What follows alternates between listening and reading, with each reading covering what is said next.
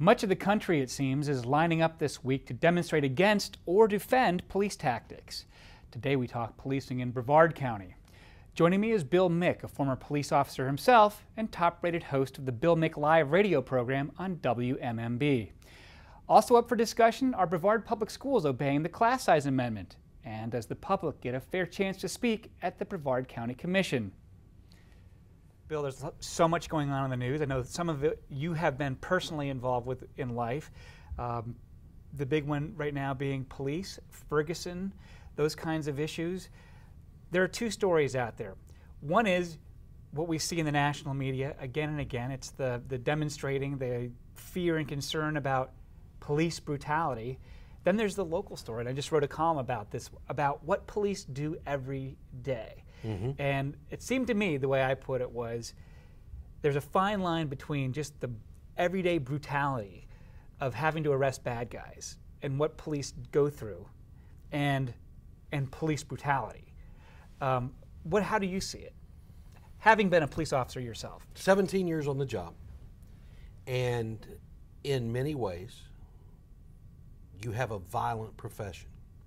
Not that you get into the profession for the violence, you get into the profession to make your community a better place. At least the good cops I know got into it for that reason, and most men and women on the job are that person. They got there for the right reason. They know they're not going to get wealthy becoming policemen. They are there to serve their community. They're going to do the job to the best of their ability. And we ask nearly impossible things of them. The whole Thanksgiving week celebration, and I was in West Virginia with my mom for Thanksgiving, was overshadowed by the announcement that that officer was not going to be indicted. The protests started, the looting, the burning cars, the destruction and burning down of buildings, and all the theft that went on. And I thought that prosecutor had laid out that case to the media that night. We can argue the decision whether it was a good idea to do it at night or should they have done it earlier. But he laid it out as well as it could be laid out. Here were the facts, here's what witnesses said, here's what other witnesses said. The grand jury accepted this testimony because it was corroborated by evidence. It discarded other testimony that we later had witnesses come back and say, yeah, that was false. I repeated something I heard somebody say. It appears they got the decision right in Ferguson, but that public is not ready to accept that decision based on facts.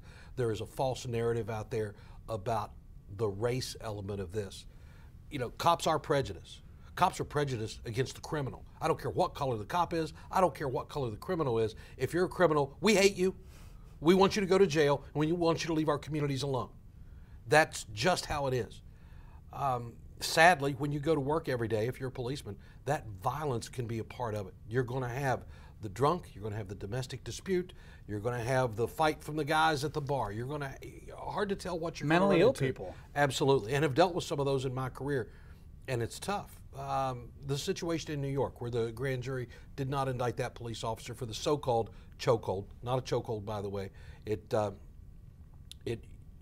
is designed to interrupt blood flow to the brain to cause the perpetrator to pass out. Okay. And I've used it in training. I've had it used on me in training.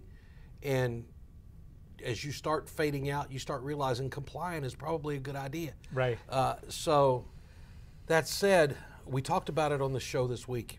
And the thing that you need to ask yourself as the policeman, the thing that you need to ask yourself as the citizen observing these things, is the situation at hand worth the violence that ensued when you tried to make the arrest or stop the illegal behavior? The situation in New York, the guy's selling Lucy cigarettes, individual cigarettes, because cigarettes, a pack in New York are 12, 14 bucks, whatever it is now. And you can sell them individually and make some money. Well, local businesses had complained. They had a task force respond to stop these loose individual cigarette sales going on. And that's what led to where we saw the video where the cop uses the so-called chokehold. Tragic anytime a suspect dies in any circumstance. You don't want to see it happen. On the other hand, don't know what led up to where we were in the video where we saw it. But it's overshadowing the conversation about what these good men and women do on the job every day. That's one of the things I liked about your column this weekend. Well, that was what was so startling to me in delving into that issue a little bit, was how often police could cross the line. In talking to Melbourne Police Department, Sheriff Wayne Ivey, and others, they have a physical altercation every day. Mm-hmm. Somewhere in Brevard County, every 24 hours or so, whether it's in Melbourne, Cocoa, Merritt Island, someplace, there is a sheriff's deputy or a police officer getting in some kind of a wrestling match, fight, something with somebody who isn't going to cooperate. And once that fight begins, that's a fight the officer cannot lose. That's exactly right. And what I was surprised by was how seldom, given how frequently there's these physical altercations, how seldom somebody does die. Now, granted, we've had people get tased, they had a heart condition, they died. Sometimes it goes to the point of a police officer using their firearm, and that can be deadly.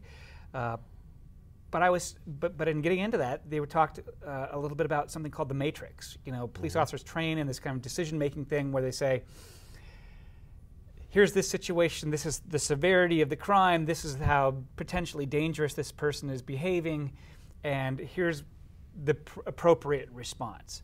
You know, you don't go up to somebody who's mouthing off and pull your gun, but there are other things that you... Although I've been known to do that. Right. But nor does the Matrix call for an evenly matched fight. That's exactly right. You're not paid to fight fair, you're paid to win. Exactly. So if you take a swing at an officer, you're going to get cracked with a baton, maybe tased, something like that, pepper sprayed, you're going down. They are not, you know, if you pull a knife, they're not there to try to wing you or pull a knife themselves and have a knife fight. Yeah. This is not Bruce Lee. Right. It begs the question: how often can an officer really risk losing a fight like that? And which was just crazy. But I don't know. You know, one of the things that is really standing out to me is just the different responses that you're seeing from different communities and people to all of this news. You have people that are so convinced that police are out of control all over the country, that this is persecution, that demonstrations need to happen, that innocent people have been shot with their hands in the air. And then on the other side, if you go to social media, you're seeing tributes galore to police officers being shared, you know, trying to appreciate what they do. What's going on there? It's a societal divide that those who know and understand law enforcement and those who don't. There are certain agendas in some communities. You've got the Jesse Jacksons, the Al Sharptons trying to stir things in Ferguson, trying to stir things in New York. Those protests caused other disruptions in other parts of the country. You saw them all over the place. I want to go back to your use of force comments. So you talked about the Matrix. Right. When I was on the job, the movie wasn't out yet. So it wasn't a Matrix to us. Okay. It was a use of force continuum. And it starts long before the policeman ever gets there and continues through the entire event.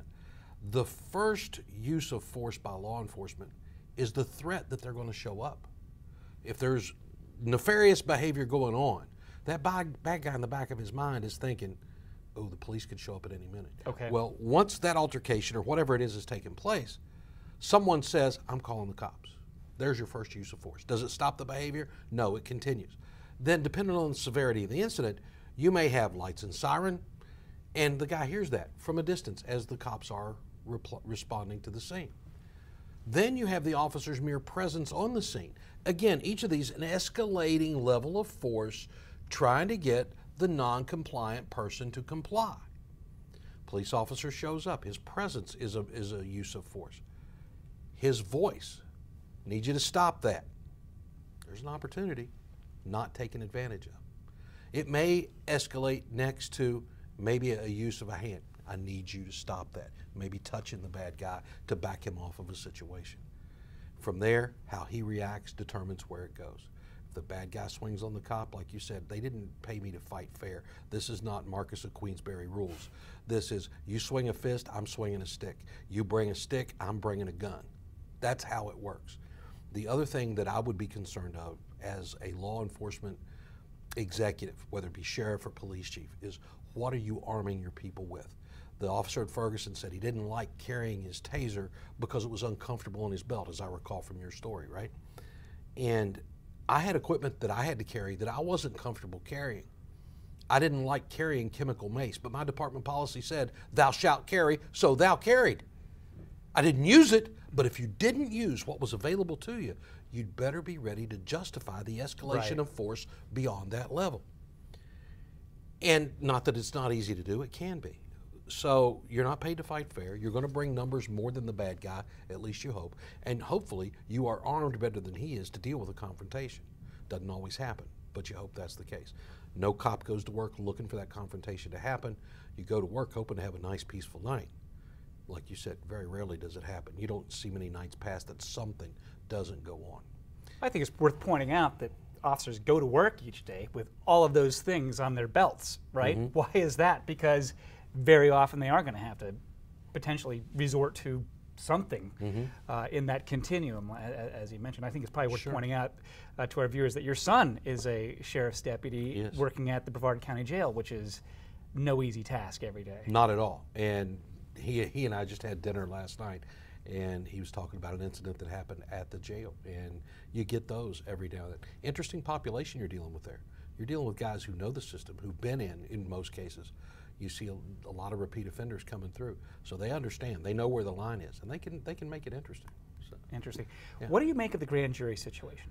Remember, in the Trayvon Martin case, former state attorney Norm Wolfinger was about to take that whole thing, the George Zimmerman shooting, to a grand jury. There's the old saying, you know, a prosecutor can indict a ham sandwich, but I thought that giving it to a grand jury without necessarily demanding an indictment, but letting them investigate and decide for themselves on charges would be something that would have more credibility. But it turns out that they don't in both the case in Staten Island and that's Ferguson. one of the things that disappointed me about the lawyer talking heads on the news channels on TV when this Ferguson incident came down. Well, why did they take it to a grand jury? Why didn't they take it in front of a petit jury? Well, excuse me, you've got to have somebody charged before you take it to a criminal trial. Now, they could have arrested the policeman if the prosecutor thought there were charges to be had. But let's remember, taking a police-involved shooting in front of a grand jury is routine procedure. It happens in, if not every, almost every police-involved shooting. You give that panel of citizens the opportunity to review the evidence and determine, did the policeman overreact? Should we charge him here? And then it will go to a criminal trial, and you will have a chance for a jury of that policeman's peers, supposedly, to determine guilt or not. The idea of the grand jury in all of these cases, and in other criminal cases as well, is to present the evidence to a body of, in the cases I'm familiar with, anywhere between 18 and 30 people, who will weigh the evidence, determine whether or not they're going to let you file a felony charge on the evidence that you presented. Then you have the arrest, then you have the criminal trial, then conviction or not.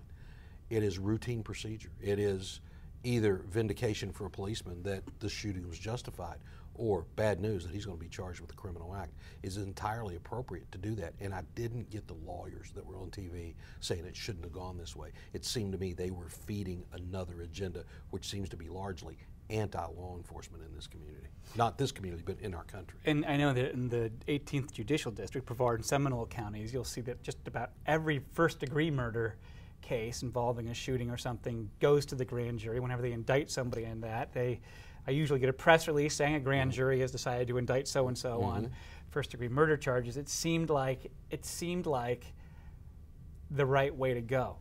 It seemed like a more credible way to go. And then to hear people who didn't like the decision saying, well, no, we needed was the tough prosecutor who was going to make the call, and he was going to indict the ham sandwich because they wanted the police officer indicted. My thought was, hey, folks, those people who wanted that, almost all the rest of the time, that's the opposite of what they want. That's true. How many cases is the Innocence Project or others dealing with right now where you had some pro-police, law and order prosecutor who went in and indicted and got a conviction without that process of grand juries and sort of arm's length investigation of well, these you things go ahead and you going make in. the arrest. And I've done this as a policeman. You make the felony arrest, you go in and you file the complaint, you put the guy in jail under bond, and then you're going to have to do a grand jury report, submit it to the prosecutor, and they're going to schedule you in front of the grand jury to get the indictment. But what happens in between? Once you've made the arrest, you have a hearing in front of a magistrate. That hearing is to determine probable cause to take the case to the grand jury anyway. You're going to the grand jury. So what you're doing is giving the defense a shot at your evidence in that probable cause hearing before they'd be entitled to have it if you just took it to the grand jury anyway. So you take it, you present the evidence to the grand jury, let them determine indictment or not. At that point, you move forward. Well, I should just point out that that despite the mess and the demonstrations and the anger and the community issues that have come up in Ferguson and some other places, I know that there are people here in Brevard that are trying to do the right thing.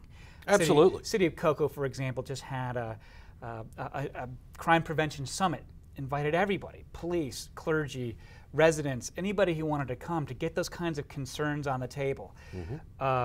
They've made crime prevention in the right way part of their strategic plan for the city. Police are wearing body cameras more. They've started a street crimes unit that knows what it's doing, that's about protecting those people in the neighborhoods as well. So at least they're trying. You know, in Melbourne, there has been that history of some tension. South Melbourne, I think the O'Galley area a little bit, but there are community policing efforts, Weed and Seed, PAL, all that kind of stuff. I think you touched on it earlier. Police officers don't get into the business to go play basketball with kids in the neighborhood. They do it because they want to bust bad guys. Right. But they do all this other stuff because they see it as being important. Absolutely. And helpful to the overall effort. Absolutely. Downtown Melbourne, you bring up Melbourne. Downtown Melbourne, they've got the situation where the street parties, where they willingly block off streets, throw drunk fests, and let people get out of control, and then wonder why bad things happen. At some point, your law enforcement personnel who work in an area like that have to be empowered to go downtown to deal with the drunks in that crowd.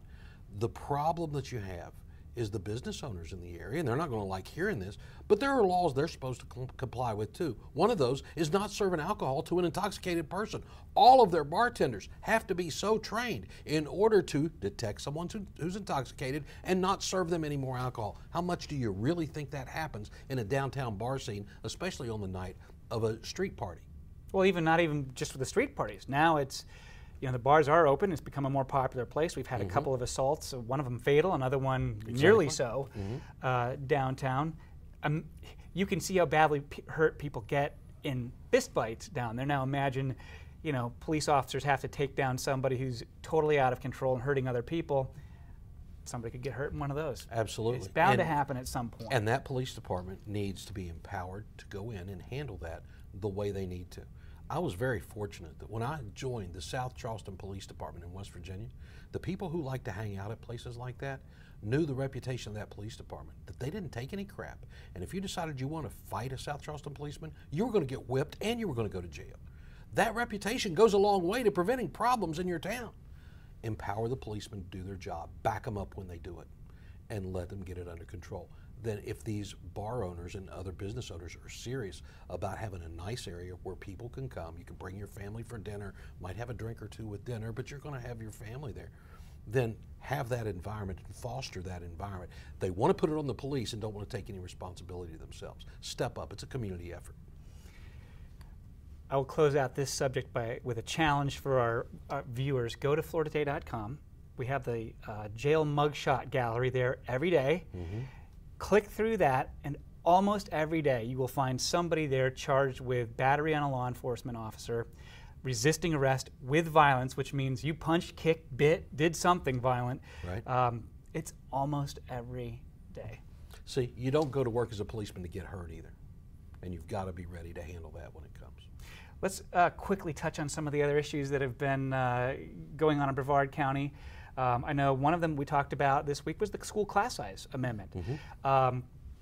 We are technically complying with the class size amendment in Brevard Public Schools, but not exactly in this, what some people would say was the spirit of it. What's your take? Interesting column by Mackenzie Ryan this week.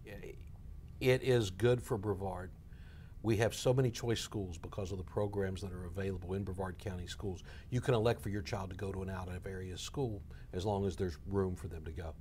And in those schools, they are allowed to do it by school average, not by individual class size.